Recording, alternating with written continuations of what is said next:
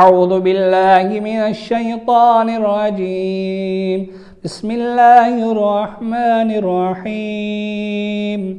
السلام علیکم ناظرین، انشاءاللہ آج کی ویڈیو میں ہر قسم کے شر سے محفوظ ہونے کی دعا سیکھیں گے۔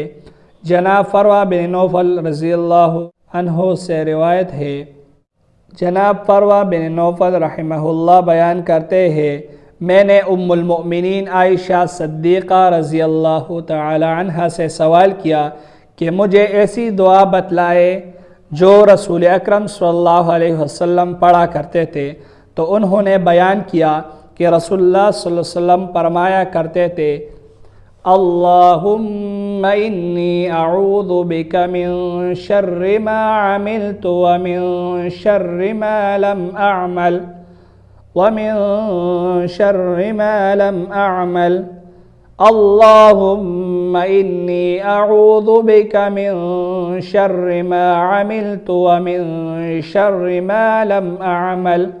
ایک دفعہ پھر سے سن لے اس دعا کو، اللہم انی اعوذ بک من شر ما عملت ومن شر ما لم اعمل۔